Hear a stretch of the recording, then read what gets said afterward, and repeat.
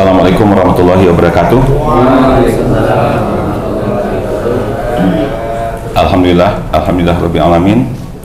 Wassalatu wassalamu ala asrofil anbiya wal mursalin wa ala alihi washabihi ajmain. Asyhadu an la ilaha illallah wa anna Muhammadan abduhu wa rasuluh. Sallallahu alaihi wasallam. La nabiyya ba'da.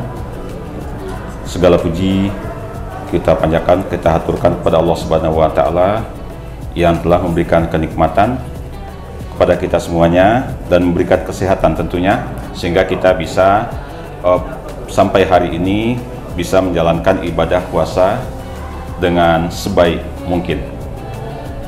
Bapak Ibu jemaah musola FMIPA ya, yang belum dikasih nama, yang saya hormati, pada kesempatan ini Mas Irfan meminta judulnya, topiknya manfaat hikmah puasa bagi kesehatan, gitu ya. Nah, makanya karena di bidang kesehatan, makanya saya tidak terlalu banyak, jadi saya siapkanlah catatan. Tapi nggak salah, saya khawatir tadi salah Pak Dekan, mudah-mudahan nggak salah lah gitu ya. Jadi tujuannya supaya nanti omongan saya bisa terstruktur gitu kan, jadi nggak ngelantur kemana-mana. Yang kedua, yang paling penting tentunya waktunya bisa pas nanti, nggak lebih dari 7 menit. Nah, Bapak Ibu, yang pertama berbicara tentang kesehatan, tentunya kita mengenal yang sehat itu tentunya ada dua aspek ya, dua aspek. Yang pertama tentunya sehat jasmani dan sehat rohani. Nah, yang pertama yang paling berkontribusi di antara keduanya tentunya adalah berkaitan dengan kesehatan rohani ya, rohani. Saya membaca buku dari Ibnu Sina ya. Di sana dinyatakan bahwa sebetulnya sumber dari penyakit itu sebetulnya adalah dari hati kita ya, dari hati, dari perasaan. Nah, tentunya bagaimana upaya-upaya penyembuhannya itu tentunya berkaitan dengan perasaan, dengan hati sebetulnya. Berkaitan dengan itu, membuat kita bisa nyaman, bisa senang gitu, bisa bergaul. Nah, makanya kalau ada saudara kita yang sakit, itu kan dianjurkan untuk menjenguknya, kan gitu kan, menghiburnya. Itu merupakan pengobatan itu, pengobatan, membuatnya menjadi nyaman, senang, dan tidak merasa dikucilkan. Nah, walaupun di dunia kesehatan sekarang ini kalau pergi ke rumah sakit itu ada jam kunjungan khusus ya, sehingga ya jam tertentu cuma dikunjungi. Nah, tapi kalau anjuran dari Rasulullah tentunya menjenguk orang sakit itu yang merupakan sunnah bagi kita semuanya. Apa tujuannya? Nah, untuk kesehatan, bagaimana membuat nyaman, karena itu adalah sumber kesehatan. Berikutnya, kita biasanya ya stres macam-macam. Nah, banyak pekerjaan yang menumpuk, tapi ada juga yang kita lihat ada tendik yang justru nggak dikasih pekerjaan, justru sakit. Nah, kan gitu kan? Ada itu. Nah, ini semuanya tentunya adalah ya stres ya, tekanan macam-macam ya. Kalau kita kan biasanya yang penting sampai di rumah nyaman, langsung tidur kan, dan nggak usah mikir macam-macam lagi. Nah, itu kan teori, tapi faktanya juga sulit ya. Mengerjakan ini macam-macam, besoknya ada lagi. Nah, itu adalah harian kita itu. Nah, bagaimana upaya kita? Yang pertama itu yang kita tata dulu. Tentunya ya kesabaran, kan gitu kan, ketekunan, nah komitmen, tanggung jawab, nah keikhlasan, itu intinya keikhlasan. Itulah sebetulnya kunci ya, yang membuat kita itu nyaman. Nah, kenyamanan itulah biasanya membuat kita santai ya, membuat kita bisa sehat. Nah, itu penting. Biasanya kalau kita banyak aktivitas macam-macam kan, itu pasti psikis kita itu berpengaruh itu. Minimal apa ya, kalau kita istilahnya sekresi saliva apa ya, air liur kita itu banyak berproduksi. Nah, itu ciri-cirinya stres itu, cirinya stres ya. Dan itu bisa memunculkan mah itu, tukak lambung, di situ asalnya. Mengapa demikian ya? Karena pencernaan kita kan nggak normal lagi, nggak sempurna lagi.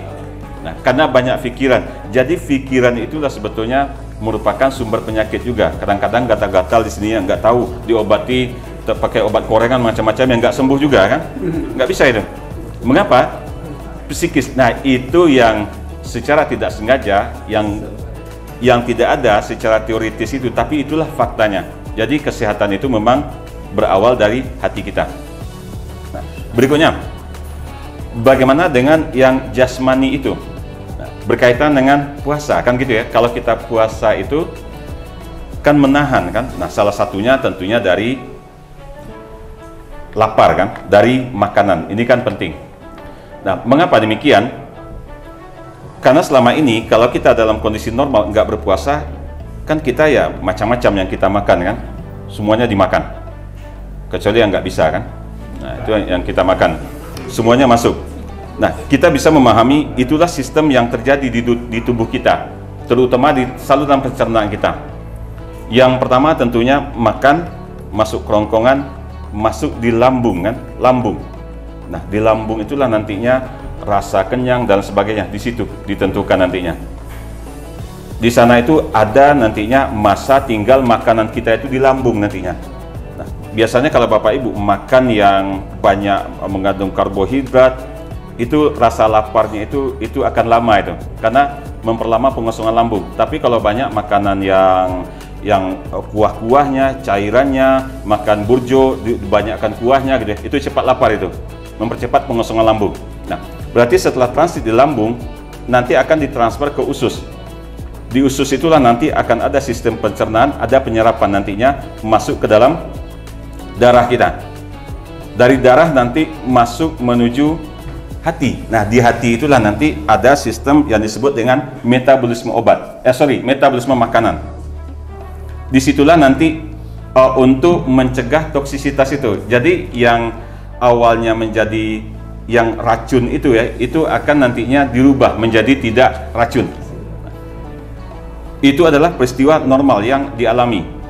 Tetapi kalau seandainya kita puasa, tentunya hal yang itu kan nggak ada kan gitu ya.